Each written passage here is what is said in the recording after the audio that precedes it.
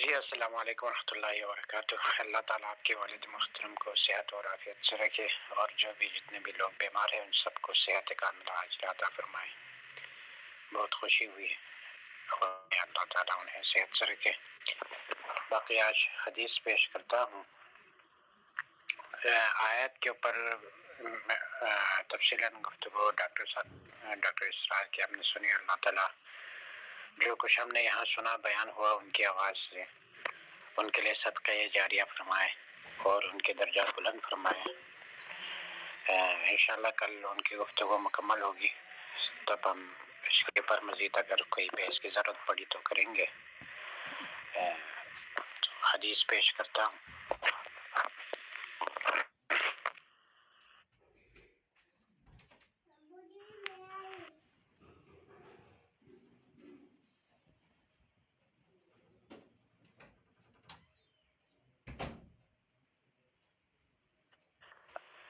الكريم أما بعد،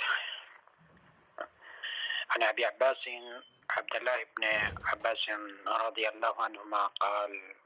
كنت خلف النبي صلى الله عليه وسلم يوما فقال: يا غلام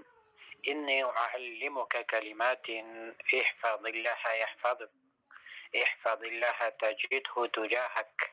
إذا سألت فاسأل الله، وإذا استعنت فاستعن بالله، واعلم أن الأمة لو اجتمعت على أن ينفعوك بشيء لم ينفعوك إلا بشيء قد كتبه الله لك، وإن اجتمعوا على أن يضروك بشيء لم يضروك إلا بشيء قد كتبه الله عليك، ورفعت الأقلام وجفت الصحف، رواه الترمذي وقال حديث حسن. وفي رواية غير الترمذي: احفظ الله تجده أمامك،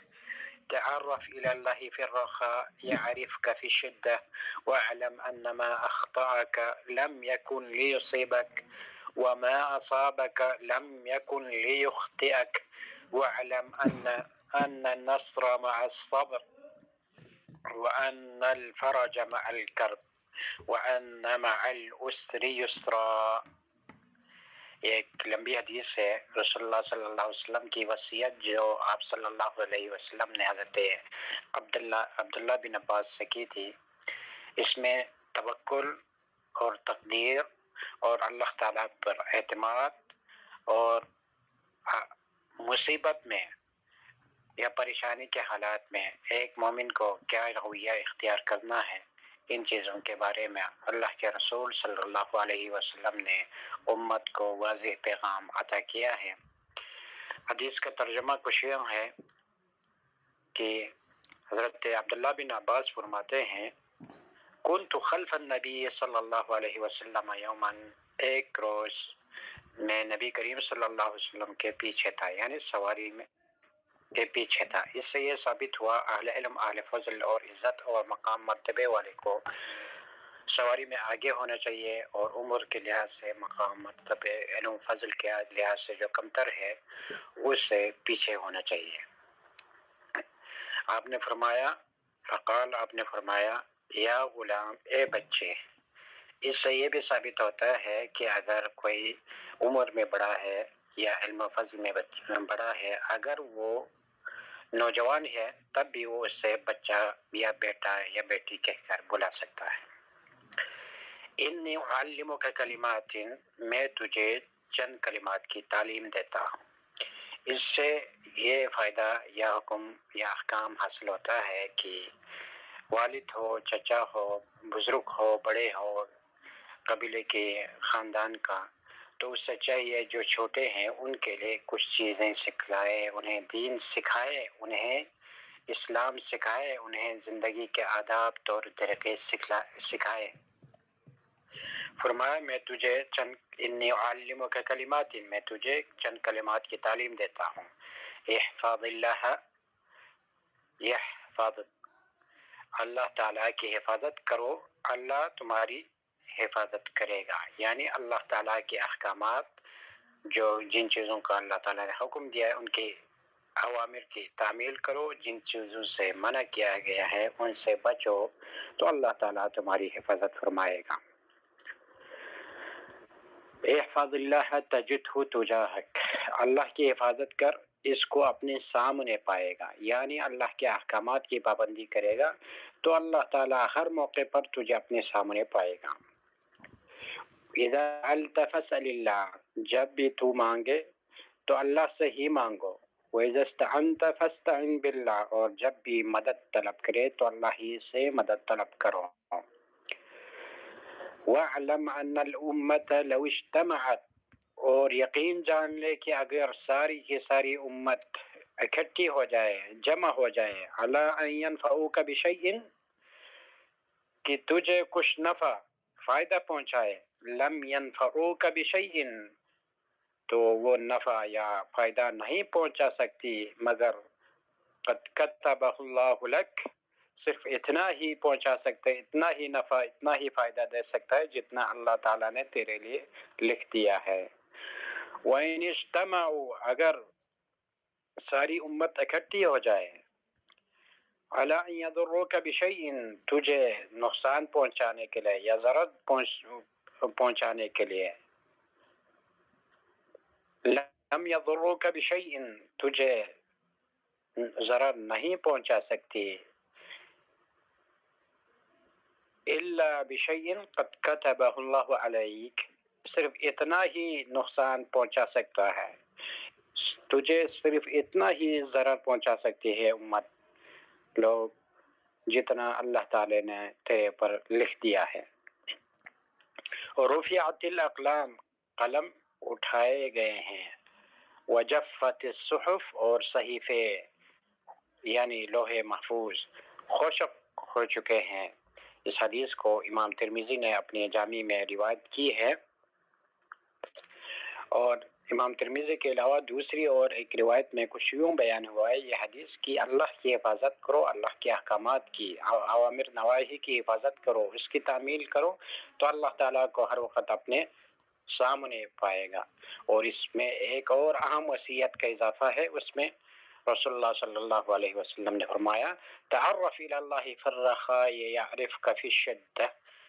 اللہ تبارک و تعالیٰ کی حفاظت کہ خوشحالی کے وقت میں، جب امن کی حالت میں، صحت کی حالت میں اللہ تعالیٰ سے کو پہچان لو، اللہ تعالیٰ کی طرف رجوع کرتے رہو، وہ سختی میں تجھے پہچان لیں گے۔ اگر بندہ صحت کی حالت میں اللہ کو یاد کرتا رہے، خوشحالی کی حالت میں اللہ تعالیٰ کے سامنے رجوع کرتے رہے، اللہ کو یاد کرتے رہے، تو سختی کے عالم میں، پریشانی کے عالم میں، بیماری کے حالت میں اللہ تعالیٰ بھی اسے یاد کریں گے۔ اور یقین رکھو جو نعمت یا مصیبت تجھ سے ہٹ گئی وہ تجھ تک پہنچ نہیں سکتی تھی، اور جو تجھے مل گئی یا پہنچ گئی وہ تجھے سے ہٹ نہیں سکتی، یعنی جو چیز تجھے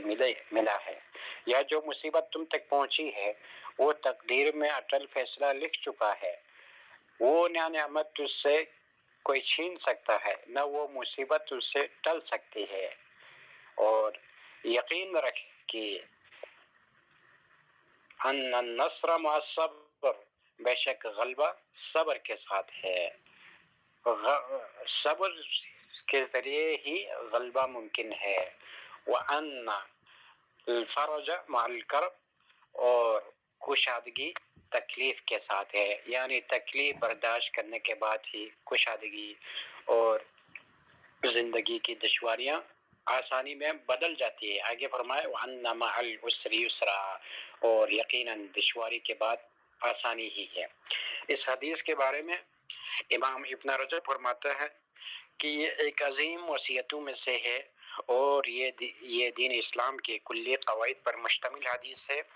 اس حدیث میں اللہ تبارک و تعالیٰ نے شریعت اور دین کی حفاظت، نمازوں کی حفاظت، اپنے قسموں کی حفاظت، شرمگاہوں کی حفاظت، اللہ کی حدود کی حفاظت، اور جن چیزوں سے اللہ تعالیٰ نے منع کیا ہے ان سے بچنے کی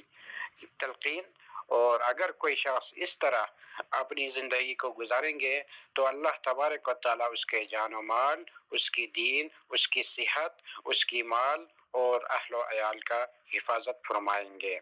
اللہ تبارک و تعالیٰ نے زندگی میں گمراہ کن شبہات، شہوات، شرک و بدعات سے خود کو محفوظ رکھنے کا حکم دیا ہے۔ اگر کوئی خود کو ان چیزوں سے محفوظ رکھیں گے تو اس کا خاتمہ بالخیر ہوگا اور وہ ایمان پر وفات ہوگا، اور جو کوئی ایمان کی حالت میں وفات پائے تو اللہ تبارک و تعالیٰ اسے عذاب قبر اور عذاب جہنم سے محفوظ رکھیں گے، اور اس کے ساتھ ساتھ اس کے اہل و عیال کو، اس کے اولاد کو ہر طرح کے آفات اور بلا وبا سے محفوظ فرمائیں گے۔ اس کے مال میں برکت ہوگی، ہر طرح کی چوری ڈکیت اور مختلف حادثات کے اس سے اس کے مال اور اس کے اہل و عیال محفوظ اور سلامت رہیں گے۔ جیسا کہ سورہ کہف میں ہم نے پہلے بھی ایک دفعہ یہاں بیان ہوا تھا کہ سورہ کہف میں موسیٰ علیہ السلام اور خضر علیہ السلام کے واقعے میں مذکور ہے۔ حضرت خضر نے اللہ کے حکم پر ایک گرتی ہوئی دیوار کو سیدھا کر دیا، کیونکہ وہ دو ایسے یتیم بچوں کی تھی جن کا باپ نیک انسان تھا۔ اس حدیث میں رسول اللہ صلی اللہ علیہ وسلم نے یہ اصول بیان فرمایا ہے، جو لوگ اللہ کے دین کو، شریعت کو پامال کر دیتے ہیں، اللہ تعالیٰ بھی انہیں ضائع کر دیتا ہے۔ قرآن مجید میں اللہ تبارک و تعالیٰ نے فرمایا نسوا اللہ فنسیہم، یہ اللہ کو بھول گئے تو اللہ نے بھی انہیں بلا دیا۔ اس آگے ایک اور آیت میں اللہ تبارک و تعالیٰ نے فرمایا فلما زاغوا ازاغ اللہ قلوبہم، بس جب وہ لوگ ٹھہرے ہی رہے تو اللہ تعالیٰ نے ان کے دلوں کو ٹھہرا کر دیا۔ حالت یہ ہو جاتی ہے جس سے انسان کی خوشی کی امید رکھتا ہے، ان سے بھی اسے تکلیف پہنچتی ہے۔ اس کے بیوی اور اس کے بچے، اس کے اہل عیال اس کے نافرمان بن جاتے ہیں، اور اس کے لیے وہ ساری چیزیں وبال بن جاتی ہے، اس کے مال، اس کے اہل عیال، اس کے اولاد۔ لہٰذا اگر کوئی اپنے دین کی حفاظت کریں گے تو اللہ تعالیٰ اس کے لیے ان کی اولاد کو اس کے فرمان بردار بنائیں گے، اس کے بیوی اس کی فرمان بردار ہوگی، اس کے مال و دولت میں اللہ تعالیٰ برکت ڈالیں گے۔ ہمیشہ اللہ کے دین کی حفاظت کرنے والا اللہ کو ہر وقت اپنے سامنے پائیں گے، یعنی اللہ تعالیٰ اسے ہر وقت نیکی اور بلائی کی توفیق دے گا، ہر تنگی میں فراخی اور ہر مشکل میں آسانی عطا کرے گا، اور اس کے دل ہمیشہ بے وجہ خوف خراج سے محفوظ رہیں گے، بلکہ اس کا دل ہمیشہ مطمئن رہیں گے۔ یہاں اللہ کے رسول صلی اللہ علیہ وسلم نے امت کو یہ وصیت کی ہے، جب بھی کوئی سوال کرے جس کا اختصاص صرف اللہ تبارک و تعالیٰ ہے، نفع نقصان کا مالک صرف اور صرف اللہ تبارک و تعالیٰ ہے، دینے اور روکنے کا جو اختیار ہے وہ اللہ تعالیٰ کی ذات کو حاصل ہے، لہذا بندہ جب بھی اپنے فقر اور محتاجگی کا اظہار کرے، جب بھی اولاد، رزق، صحت، عافیت، زندگی، فراوانی کا طلب کرے تو وہ صرف اور صرف اللہ تبارک و تعالیٰ سے کرے۔ ہاں، انسان دنیاوی معاملات میں، دنیاوی کاموں میں جس طرح ایک دوسرے کی مدد تعاون کرتے ہیں، اس میں اگر انسان کسی دوسرے سے مدد لیتا ہے، تعاون لیتا ہے تو اس میں کوئی قباحت نہیں ہے، لیکن اصل چیز جو عطا جو اللہ کے ساتھ خاص ہے، اس میں اگر انسان کسی اپنے جیسے انسان سے یا کسی مخلوق سے اس کا سوال کرتا ہے تو یہ سراسر واضح شرک ہے، اور اللہ تبارک و تعالیٰ کے ہاں سب سے بڑا جرم اور ظلم شرک ہے۔ اللہ تبارک و تعالیٰ نے شرک پر موت آنے والے کو، شرک پر مرنے والے کو معافی دینے سے انکار فرمایا، اور فرمایا جو شرک کرتے ہوئے دنیا سے چلا جائے گا اس کا ٹھکانہ ہمیشہ کے لیے جہنم ہی ہوگا۔ اور حدیث میں یہ ہے کہ اللہ تبارک و تعالیٰ سے مدد مانگنے کا، ہر وقت اللہ کی طرف رجوع کرنے کا، اللہ سے مانگنے کا حکم دیا گیا ہے، اور کیونکہ اللہ تبارک و تعالیٰ کسی چیز کو دینے سے عاجز نہیں ہے، اللہ تعالیٰ کے اختیار میں سب کچھ ہے، ان اللہ علی کل شیء قدیر، وہ ہر چیز پر قدرت رکھتا ہے، لہٰذا انسان کو چاہے ہر چیز اور ہر وقت اللہ تعالیٰ سے طلب کرتے رہے۔ نیز ان چیزوں میں ایک چیز یہ بھی ہے، انسان ہمیشہ اللہ تبارک و تعالیٰ سے عبادت کی توفیق، ذکر کی توفیق، شکر کی توفیق مانگتے رہے اور صراط مستقیم پر ثابت قدمی کی توفیق مانگتے رہے اور ہدایت مانگتے رہے۔ اسی لیے آیت جو سورۃ فاتحہ ہے جو ہم ہر نماز میں پڑھتے ہیں، ایاک نعبد و ایاک نستعین، جس میں صرف اور صرف اللہ کی عبادت اور اللہ ہی سے مدد طلب کی گئی ہے، اس میں یہی چیز ہے انسان اس کی زندگی میں ہمیشہ وہ اللہ کی عبادت پر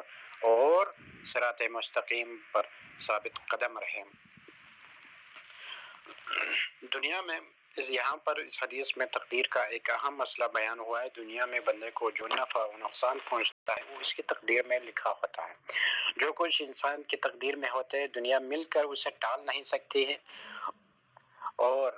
جو کچھ بھی انسان کو نہیں مل سکتا اس کی تقدیر میں نہ ہو، اگر پوری دنیا جمع ہو کر اس کے لیے کوئی فائدہ پہنچانا چاہے تو نہیں پہنچ سکتی۔ اللہ تبارک و تعالیٰ نے قرآن مجید میں مسلمانوں کو، مومنین کو یہ حکم دیا، قُلْ لَن يُصِيبَنَا إِلَّا مَا كَتَبَ اللَّهُ لَنَا هُوَ مَوْلَانَا۔ آپ کہہ دیجئے کہ ہمیں کوئی چیز پہنچ ہی نہیں سکتی سوائے اس کے جتنا اللہ تعالیٰ نے ہمارے حق میں لکھ دیا ہے، وہ ہمارا کارساز اور مولا ہے۔ اور ایک اور آیت میں اللہ تبارک و تعالیٰ نے فرمایا ما اصاب من مصیبت فی الارض ولا فی السماء ولا فی انفسکم الا فی کتاب۔ کوئی مصیبت جو دنیا میں آتی نہ تمہاری جانوں میں مگر وہ ایک خاص کتاب میں لکھی ہوئی ہوتی ہے۔ یعنی دنیا میں کوئی مصیبت آتی ہے یا تمہارے اوپر کوئی مصیبت آتی ہے، وہ اس سے پہلے لوح محفوظ میں لکھا ہوتا ہے۔ اللہ تعالیٰ آگے فرمایا رفعت الاقلام وجفت الصحف، یعنی لوح محفوظ میں بندوں کی تقدیر لکھ کر اللہ تعالیٰ نے اسے مکمل کر دیا ہے۔ اور صحیح مسلم کی ایک اور حدیث میں آیا ہے کہ اس لوح محفوظ کے بارے میں کہ اللہ تبارک و تعالیٰ نے زمین و آسمان کی تخلیق سے 50,000 سال پہلے مخلوقات کی تقدیر لکھ دی گئی۔ تو ایک آدمی نے رسول اللہ صلی اللہ علیہ وسلم سے سوال کیا کہ اگر تقدیر لکھ دیا گیا ہے کہ کس نے خیر کا کام کرنا ہے کس نے برائی کا کام کرنا ہے تو عمل کیوں کرتے، پھر عمل کا کیا مطلب ہے؟ رسول اللہ صلی اللہ علیہ وسلم نے فرمایا تم لوگ عمل کرتے جاؤ، ہر کسی کے لیے اللہ تعالیٰ وہی راستہ آسان کر دیتا ہے جس پر اس کی تخلیق کی گئی ہے۔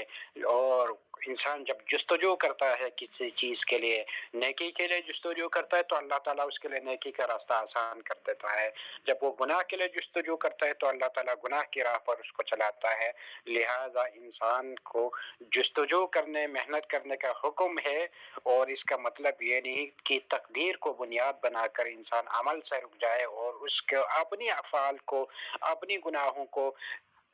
گناہ کے لیے تقدیر کو حجت بنائے۔ تقدیر کو حجت بنا کر گناہ کرنے والوں کو قدریہ کہا گیا، جسے مجوس ہے، جس کے بارے میں رسول اللہ صلی اللہ علیہ وسلم نے اس امت کا مجوس یعنی آتش پرست لوگوں سے تشبیہ دیا ہے۔ اس حدیث میں اور ایک اہم بات جو بیان ہوا ہے کہ جو شخص صحت اور تندرستی، امن، عافیت، خوشحالی میں اللہ کو یاد رکھے گا، اللہ کی فرمان برداری کرے گا، اطاعت کرے گا، واجبات و فرائض کا پابند ہوگا، حرام کاموں سے باز رہے گا، تو بیماری، خوف، مصیبت، شدت، تنگی کی حالت میں اللہ تعالیٰ بھی اسے یاد رکھے گا، اسے خوف سے نجات دیں گا، تنگی میں اللہ تعالیٰ اس کے لیے فراخی عطا کرے گا۔ یہ دیکھیں حضرت یونس علیہ السلام جب مچھلی کے پیٹ میں بند ہو گئے، جب وہ وہاں پہنچے تو وہ اللہ کی تسبیح بیان کرنے،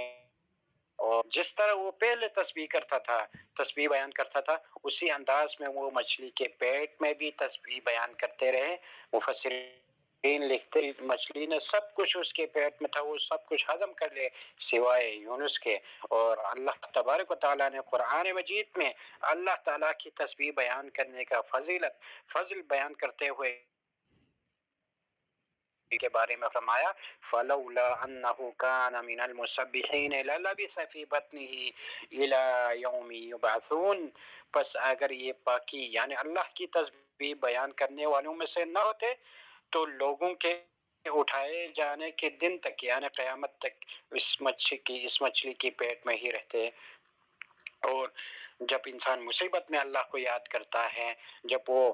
فراوانی کے حالت میں، صحت کے حالت میں اللہ کو بھول جاتا ہے، وہ عصیانی طغیانی کا شکار رہتا ہے، اللہ کے نافرمان بن کر زندگی گزارتا ہے، لیکن جب آخر میں اس کے پر موت آتی ہے، جب اس کے پر پکڑ آتی ہے اللہ کی، تب وہ اللہ کی طرف رجوع کرتا ہے، اللہ کو مان لیتا ہے، وہ اللہ پر ایمان لاتا ہے۔ فرعون کی مثال جیسے ہے، جب بولنے لگا تب اس نے لا الہ الا اللہ کا اقرار کرنے لگا، تو اللہ تبارک و تعالی نے فرمایا الآن وقد عصیت قبل وکنت من المفسدین، کہ اب ایمان لاتا ہے، پہلے تو سرکشی کرتا رہا اور دنیا میں زمین پر فساد پھیلاتے رہے اور مفسدین میں شامل تھے، لہذا ہمیں اپنے صحت کی حالت میں اور فراوانی کے حالت میں، اور جب ہمیں تکلیف میں ہو، جب ہم خوشحالی میں ہو، اس وقت اللہ کا یاد کرتے رہنا چاہیے، اللہ کی حدود اور احکامات کا خیال رکھنا چاہیے۔ تو اس وقت جب ہم پریشانی کا شکار ہوں گے تو اللہ تبارک و تعالی ہمارا خیال کریں گے، اللہ تبارک و تعالی ہمیں یاد فرمائے گا۔ ہم جو امت کو نصیحت اور وصیت کی ہے کہ صبر کے ساتھ ہی فتح و غلبہ ممکن ہے۔ صبر اپنے اندر بڑے عظیم معنی رکھتا ہے، اس میں دشمنوں سے جہاد، اپنے نفس سے جہاد، اپنے خواہشات سے جہاد، اور صبر وہ عظیم عمل ہے جو پیغمبرانہ شیوا ہے، اور صبر ایک امتحان ہے اللہ تبارک و تعالیٰ کی، اور صبر کے ذریعے انسان اللہ کے پاس اعلیٰ منازل اور اولیاء میں وہ شامل ہو جاتا ہے۔ اس کے علاوہ جب بھی انسان پر مصیبت پڑے، دشواریاں اور وہ سختیوں کا شکار ہو جائے، تو اسے چاہے اللہ تعالیٰ کی طرف رجوع کرے اور اللہ تعالیٰ کے سامنے گر گڑائے، اللہ تعالیٰ اس کے لیے آسانیوں کا دروازہ کھول لیتا ہے۔ آخر میں فرمائے ان مع العسر یسرا، ان مع العسر یسرا، بے شک مشکل کے ساتھ، بے شک تنگی کے بعد آسانی ہے، مشکل کے بعد آسانی ہے۔ اور اس میں ایک چیز یہ بھی بیان ہوا ہے کہ ہمیں ہمیشہ اپنے بچوں کو، اولاد کو عقیدے کی تعلیم دینا چاہیے، ان کی دینی تربیت کرنا چاہیے، اور ان کو دین کے بارے میں ضروری معلومات، بنیادی عقائد، بنیادی معلومات انہیں سکھانا چاہیے۔ اور دوران سفر کے دوران، کیونکہ یہ حدیث سفر کے دوران ہے، غالباً میرے خیال میں حج کے واقعات کے دوران ہے، سفر کے دوران، تو ہمیں چاہیے اپنی سفر کے دوران دعوت کو، تعلیم کو، آگے سیکھنے کو یا سکھلانے کے عمل کو جاری رکھے، اور اپنی اوقات کو فائدہ مند چیزوں میں صرف کرے۔ اور اس کے ساتھ ساتھ جیسا کہ پہلے بھی بیان ہوا کہ سواری میں ایک سے زائد انسان بیٹھ سکتے ہیں، یہ بھی سنت سے ثابت ہے، اور اہل علم، اہل فضل اور بزرگ حضرات آگے ہوں گے، بچے، جوان اور جو علم میں کم ہے، کمزور ہے یا کمتر ہے، وہ پیچھے بیٹھیں گے۔ اور اس میں اسلام نے بزرگوں کو، والدین کو اور دیگر جو اہل علم، اہل فضل ہے، ان کو مقام، مرتبہ دینے اور ان کی عزت کی تعلیم دی ہے۔ اللہ تبارک و تعالیٰ سے